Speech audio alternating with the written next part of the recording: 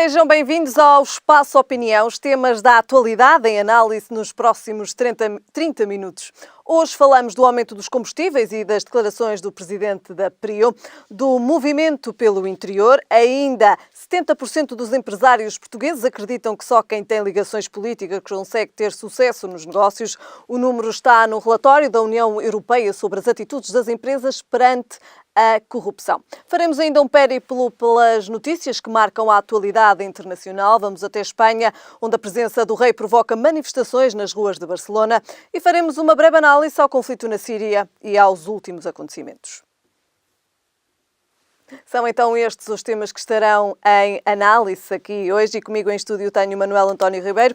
Manuel António Ribeiro, obrigada desde já pela sua presença. Começamos precisamente pelo aumento dos combustíveis, que a partir de hoje é mais caro abastecer em Portugal. Olá, Helena Oliveira, boa tarde aos telespectadores.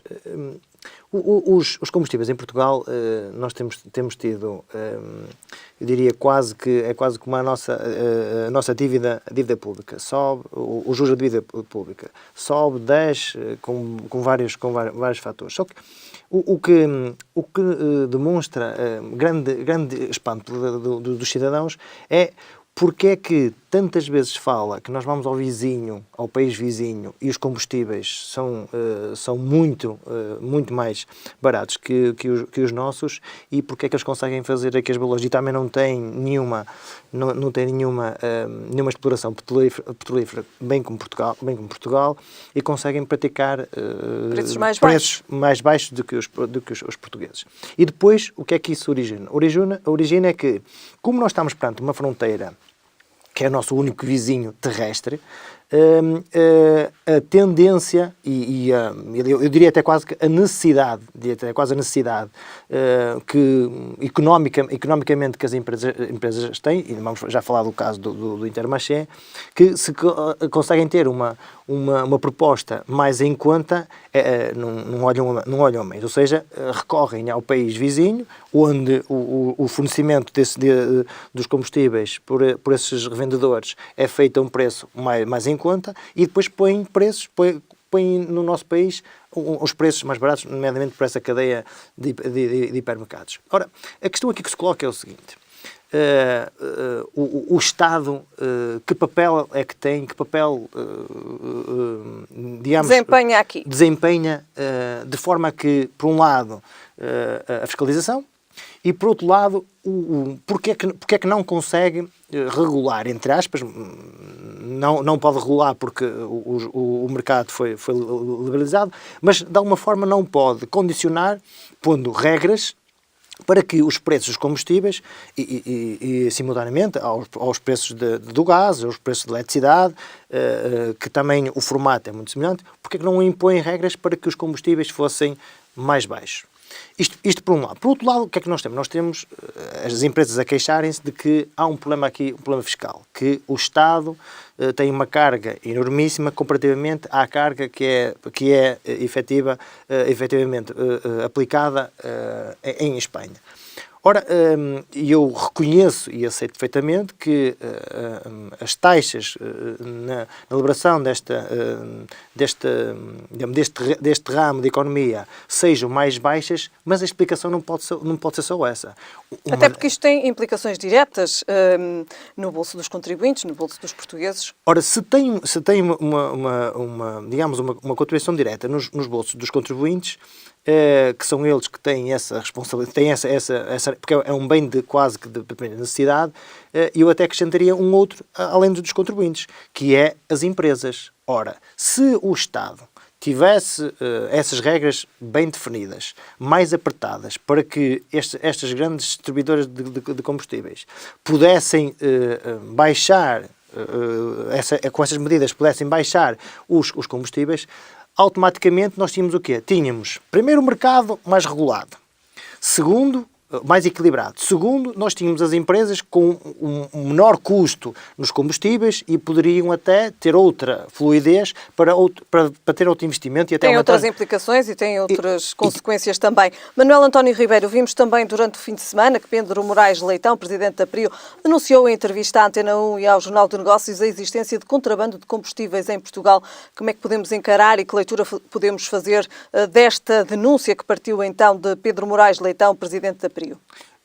Esta denúncia do presidente da PRIO sustenta numa tese em que esta cadeia que ele referiu, que é o Intermarché, recorre a empresas revendedoras oriundas de Espanha.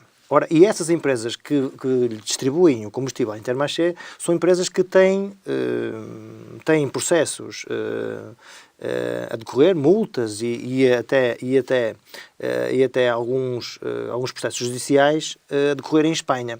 Ora, por um lado, quer dizer, o Intermarché recorre, mas quem diz o Intermarché diz outras marcas.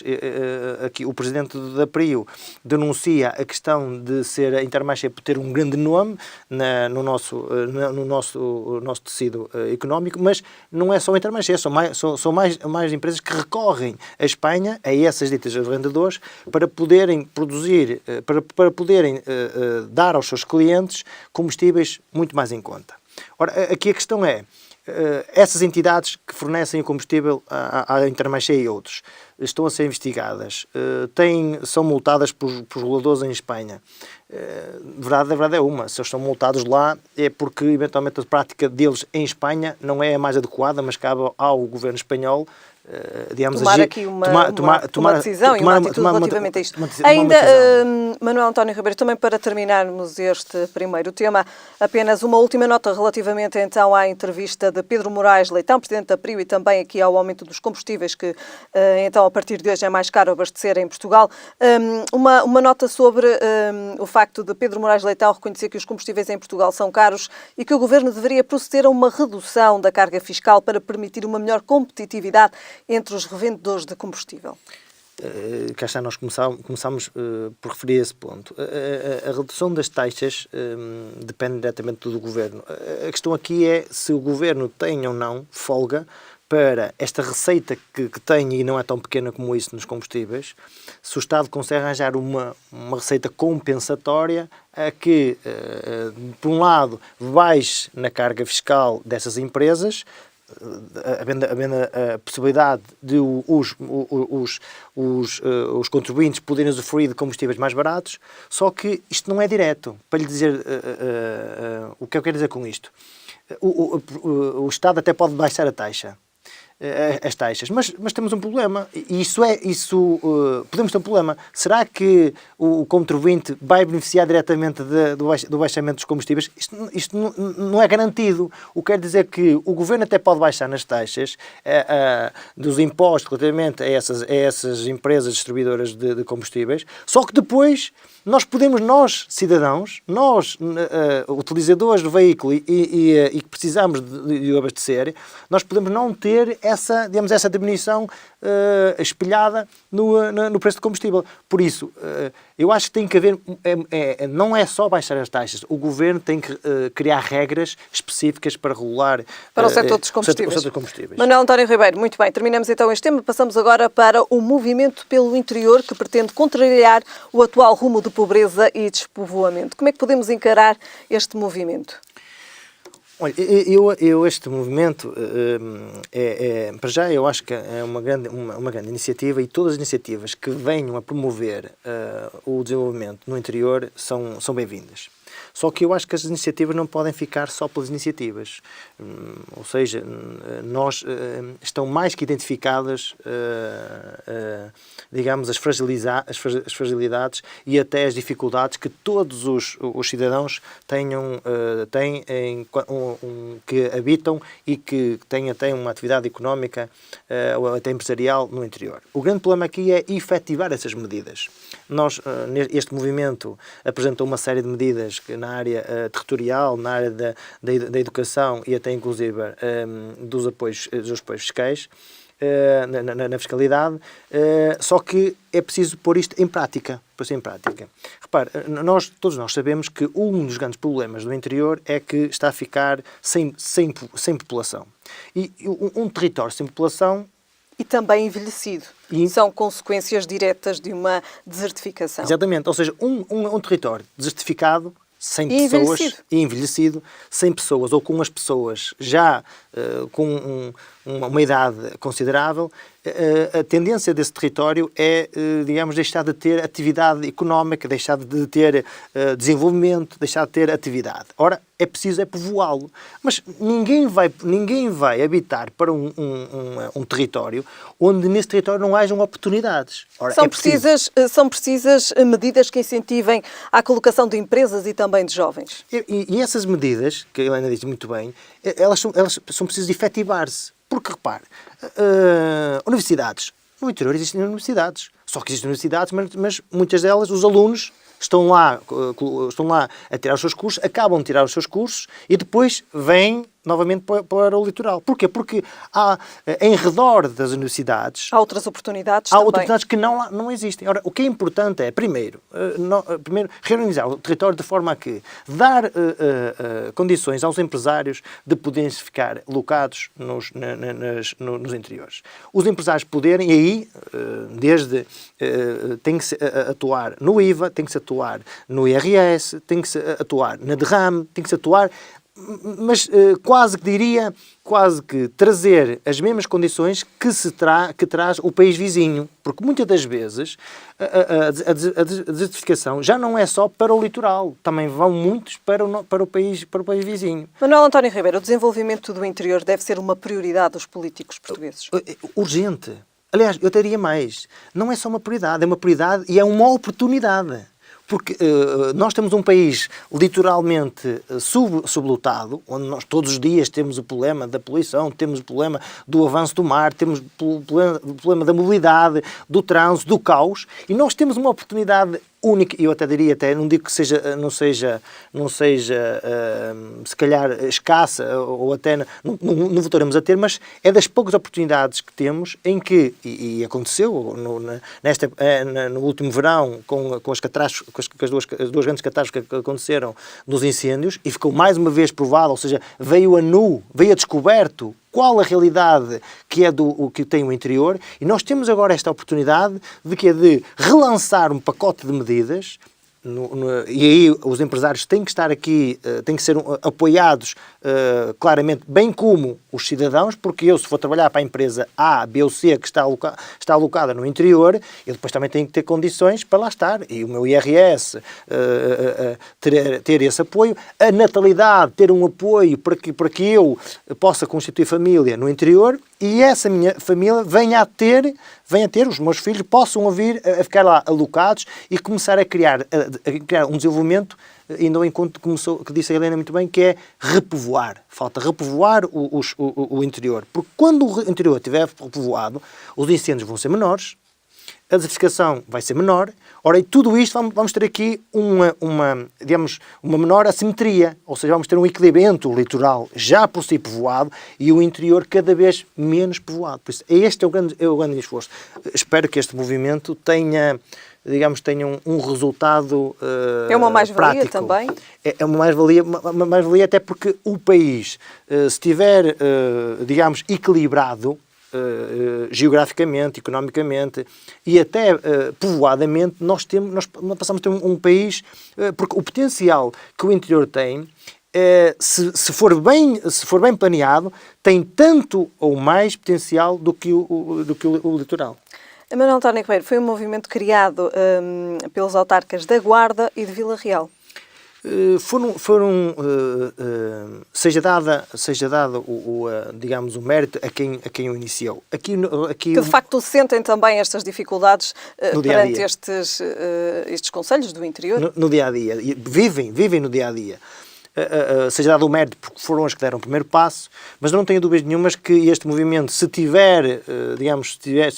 for apoiado, se for bem dinamizado, muito brevemente teremos vários outros municípios do interior a associarem-se a este projeto. Mas também lhe digo, este projeto só tem pés para andar se eventualmente todos os municípios, ou grande parte dos municípios no interior, se associarem a esta linha de pensamento. E associar não só... Identificarem também as suas necessidades, as principais necessidades de cada concelho do interior. Juntando-se, porquê? Porque é com esta energia entre municípios do interior que vão poder criar aqui forças para que o Estado mude um bocadinho o ponteiro do apoio, de litoral para o interior, mas de uma forma célere. Nós não podemos estar... Este movimento, apontou para um projeto a 12 anos. Ora bem, mas nós não podemos, só daqui a 12 anos ou daqui a 10 anos é que podemos pôr em prática. O projeto é a 12 anos, mas temos que pôr já em prática uma série de medidas para que de facto sejam levadas a cabo e que, de facto, tragam aqui também os seus resultados relativamente a este movimento pelo interior. Manuel António Ribeiro, falamos agora de economia. 70% dos empresários portugueses acreditam que só quem tem ligações políticas consegue ter sucesso nos negócios. O número está no relatório da União Europeia sobre as atitudes das empresas perante a corrupção. Como é que podemos encarar este estudo? É um estudo que, de facto, não nos deixa muito bem na fotografia, mas a corrupção é algo, de facto, que condiciona qualquer desenvolvimento económico e até social de qualquer sociedade. Ponto. Até isso ninguém tem dúvidas. O grande desafio aqui é conseguir desmontar e conseguir, desfazer toda e qualquer iniciativa que vai nesse sentido. Isto só poderá ser feito de duas maneiras. A primeira é uma questão cultural e educacional. Ou seja, a educação é fundamental para que os jovens cresçam com uma educação e terem a noção do que é a corrupção e qual o mal que essa corrupção ou que esses atos podem trazer a eles e à própria sociedade. E, por outro lado, a justiça. Ou seja, a justiça tem que ser célere. Ou seja, a justiça tem que ser implacável. Porque quando estes dois conceitos se juntarem, eu não tenho dúvidas nenhumas que a corrupção vai baixar drasticamente. Ou seja, por um lado, a educação dos jovens, a escola é fundamental para que haja a noção quanto mal socialmente faz a prática destes atos e, por outro lado, paralelamente, é a justiça. Ora, a justiça tem de ser feita de uma forma célere, também sem corrupção, porque também nós temos vindo a público, até na própria justiça, porque a corrupção, infelizmente, é transversal a toda a nossa sociedade, independentemente dos setores, mas a justiça tem de ser ímpar e tem que ser célere, porque só uma justiça ímpar e célere pode dizer a todo e qualquer empresário, todo e qualquer político, todo e qualquer cidadão que tente ou ostente praticar um ato de corrupção, saiba que corre o risco, porque não chega só, está na lei. Está interligado também este assunto e este estudo, no fundo, acaba também por nos revelar aqui algumas carências na área da justiça. E até pôr em questão, até muitas das vezes, grandes projetos empresariais. Porque pode até lançar, ou ser lançado um projeto empresarial apoiado sobre um tal interesse que nos fala esse relatório, que é, ora, eu tenho uma relação com A, com B ou com C e tenho um crescimento aceleradíssimo e deixo de ter esse vínculo com esses interesses, com essas pessoas e facilmente o que acontece? Um grande negócio cai por terra e todos os postos de trabalho estão associados. Por isso, é preferível que cresça com base na qualidade, com base no conhecimento, com base no mérito e aí sim, tem, digamos, diria até que tem futuro. Se assim não for, o futuro é escasso, até porque há um regime de rotatividade, muitas vezes, nesses interesses. Muito bem. Manuel António Ribeiro, falamos agora de política internacional. Vamos até a Espanha, depois dos protestos de domingo. Hoje, segunda-feira, Barcelona volta a ser palco de protestos por causa da presença do rei de Espanha. É um desafio à unidade da Espanha? É um desafio, eu até diria mais. Quando o País Basco teve no passado aqueles problemas, vários problemas, atentados para um lado, atentados para o outro, Eu lembro da comunidade de Barcelona, dizia que, e até o País Basco chegou também a pensar em a sua independência, e o que dizia o país... Sim, o país... verdadeiramente os ideais nessa altura era uma independência do País Vasco. País Vasco. E o que é que diziam as pessoas, a comunidade de Barcelona? O que é isto? Isto há um dia já se viu, independência. Mas, ou seja, e agora é engraçado, o País Basco abandonou essa ideia da independência, sim senhor, realçou a autonomia, e agora a comunidade de Barcelona, alguma comunidade de Barcelona, porque eu confesso e continuo a dizer, sempre disse que eu acho que a maioria da comunidade de Barcelona não quer a independência, mas existe aqui esta